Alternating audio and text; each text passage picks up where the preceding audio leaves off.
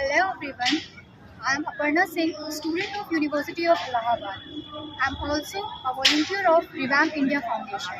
Today we have come to CMP Degree College to meet Professor Mrs. Saroj Singh ma'am. Ma'am जैसे कि हम लोग आज celebrate कर रहे हैं हमारा 78th इंडिपेंडेंस डे, तो आपके पॉइंट ऑफ व्यू से हम आप ये आज़ादी का मायने क्या है? देखिए, आज़ादी का मतलब है स्वतंत्रता। आज हम लोग स्वतंत्रता दिवस मनाने के लिए एकत्र होते हैं और अपने देश के प्रति जो अगाध श्रद्धा है, प्रेम है, उसे हम व्यक्त करते हैं। आज़ादी के मायने उस समय जब हम स्वतंत्र हुए थे 1947 में राजनीतिक स्वतंत्रता थी। जब देश का विभाजन हुआ और उसके बाद 15 अगस्त को हम स्वतंत्रता दिवस मनाते हैं, वो एक राजनीतिक परिदृश्य था। लेकिन अगर रोज़मर्रा की ज़िंदगी में देखा जाए तो नित नई आज़ादी के लिए हम लड़ते हैं। कभी सामाजिक लड़ाई के लिए, कभी व्यक्तिगत लड़ाई के लिए, कभी सांस्कृतिक लड़ाई के लिए। और एक स्त्री होने के नाते मेरा ये विचार है कि जो स्वतंत्रता है, आज़ादी है, मान लीजिए हमें बातचीत करने की आज़ादी है, पढ़ने लिखने की आज़ादी है, लेकिन उसके बाद भी मानसिक गुलामी से हम मुक्त नहीं हो पाते। तो सबसे पहले स्त्रियों को उस मानसिक गुलामी से मुक्त होना होगा, जिसमें आज़ादी का जो परिदृश्य है वो व्यापक पैमाने पर आ सके। और वो जो व्यापक पैमाना होता है वो तभी है जब हम अपने आप को अंदर से सशक्त, मजबूत रूप में मानेंगे। दूसरी चीज़ एक और भी है कि अगर हम आज़ादी की बात करते हैं तो आज़ादी हमें सबसे पहले उन खूबियों से, उन आडंबरों से, उन जो मुक्त स्थितियां हैं, उन सब से समझनी होगी और जाननी होगी कि आज़ादी का मायने क्या है। केवल बोलने का अधिकार, रहने का अधिकार, खाने का अधिकार ही आज़ादी नहीं है, बल्कि हर स्तर पर। गोस्वामी तुलसीदास ने कहा था, पराधीन सपने सुख नाही। जो पराधीन है उसको किसी भी स्तर पर किसी तरह का सुख नहीं होता।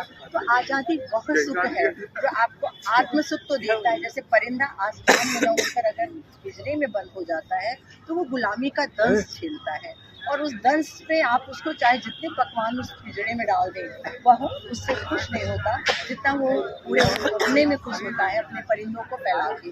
वैसे ही मनुष्य की भी स्वतंत्रता है। हर मनुष्य हर स्तर पर स्वतंत्र होना चाहता है, क्योंकि जब तक उसे आज़ादी नहीं मिलेगी बोलने की, खाने की, पहनने की, रहने की। घर में स्त्रियाँ रहती हैं, उन्हें घर के लोग तमाम प्रकार की सुविधाओं से युक्त करते हैं, लेकिन क्या आप सोचिए, आप भी स्त्री हैं, मैं भी स्त्री हूँ, हम वास्तव में स्वतंत्र हैं? कहीं ना कहीं कोई एक ऐसा बंधन होता है जो हमें बांध कर रखता है। तो उन्मुक्त ना हो, श्रृंखल ना हो, लेकिन स्वतंत्र हो। हमें सोचने की, हमें विचार को व्यक्त करने की, हमें किसी भी कार्य को करने की, निर्णय की स्वतंत्रता और आज़ादी भी होनी चाहिए। तभी जब अगर एक एक व्यक्ति स्वतंत्र होगा तभी हमारा देश भी आज़ाद होगा। और नित नई आज़ादी के लिए जो हम रोज लड़ाइयाँ कर रहे हैं, राजनीतिक रूप में नहीं कर रहे हैं, लेकिन रोज हम कुछ न कुछ आज़ादी के दावे कर रहे हैं कि हमें इस स्तर पर आज़ादी चाहिए। आपने देखा होगा कि अभी अगर आप बहुत समसामयिक परिदृश्य में देखें तो स्त्री, एक लड़की, एक डॉक्टर लड़की का बलात्कार होता है, बाद में उसकी हत्या कर दी जाती है कोलकाता में। क्या ऐसे परिदृश्य में लड़कियां अपने आप को सुरक्षित मानेंगी? आज़ादी का मायने बदलता नहीं जा रहा है।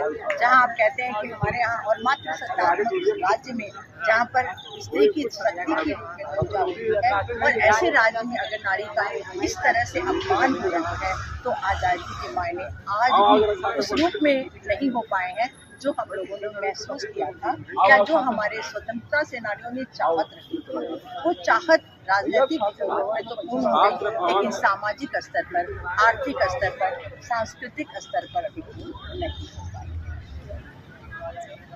एक चीज़ कि आप हमारे यूथ को अगर आज़ादी से रिलेटेड कोई मैसेज देना चाहते हैं? हमारी युवा पीढ़ी जो कि बहुत ही काबिल है, बहुत ऊर्जा से भरपूर है, उसे आज़ादी चाहिए।